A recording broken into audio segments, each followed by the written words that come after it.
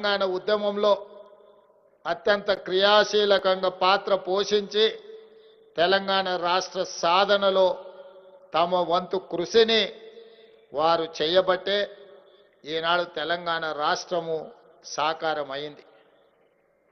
తెలంగాణ రాష్ట్రం ఏర్పడిన మొదటి ముఖ్యమంత్రి గారు ఉద్యమంలో పాల్గొని తెలంగాణ రాష్ట్ర సాధనలో బాధ్యత వహించిన వాళ్ళందరికీ ఒక గుర్తింపు, గౌరవము, వాళ్ళ యొక్క ప్రతిష్ట పెరగడానికి వారి ప్రయత్నం చేస్తారని మీరు, మేము, మనమందరం ఆశించినాం. కానీ జరిగిన పరిణామాలు 10 సంవత్సరాల పరిపాలనలో ఆర్టీసీ కార్మికులు దాదాపుగా 55-60 మంది ఆత్మహత్యలు చేసుకున్నా వాళ్ళ యొక్క సమస్యల్ని పరిష్కరించలేదు. సింగరేణి కార్మికులు దానికి అతీతం కాదు. అదేవిధంగా పంచాయతీరాజ్ శాఖకు సంబంధించిన వాళ్ళు కానీ రెవెన్యూ శాఖకు సంబంధించిన సిబ్బందిని ఒక దొంగలుగా, లేకపోతే ఈ రాష్ట్రాన్ని దోసుకున్న దాంట్లో రెవెన్యూ శాఖ సిబ్బందే అత్యంత క్రియాశీలక పాత్ర పోషించింది అన్నట్టుగా ప్రజల ముందు మిమ్మల్ని దోషులుగా నిలబెట్టే ప్రయత్నం చేసింది.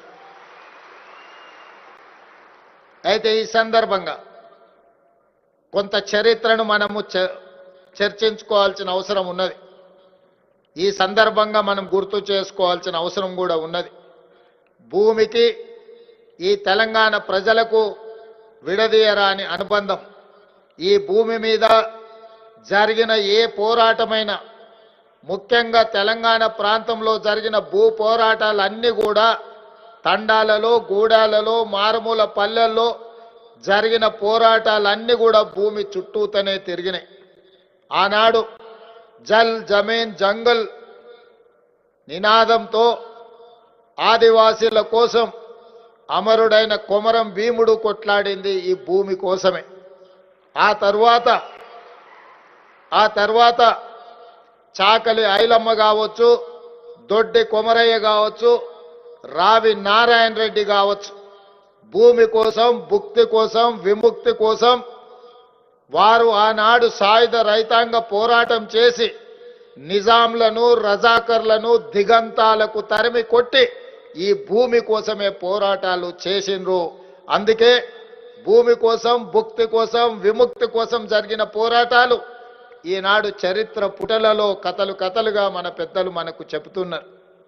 అదే కాదు, ఆ తర్వాత ఉమ్మడి రాష్ట్రంలో సమైక్య పాలనలో ఆ ప్రాంతం నుంచి ఈ ప్రాంతానికి వచ్చిన వాళ్ళు మన భూమిని చెరబడుతున్నారనే తెలంగాణ ఉద్యమానికి పునాదులు పడ్డాయి. మన భూమి మీద ఆధిపత్యం సాధించాలనుకున్న ప్రతి సందర్భంలో అది కొమరం భీముడు కావచ్చు, చాకలి ఐలమ్మ కావచ్చు, సమైక్య రాష్ట్రంలో జరిగిన పోరాటాలు కావచ్చు, భూమి చుట్టూతోనే ఈ తెలంగాణ ప్రాంతంలో భూ పోరాటాలు జరిగినాయి. ఇవే కాదు, భూమి కోసం జరిగిన పోరాటాలే కాదు, భూదాన ఉద్యమాలు కూడా.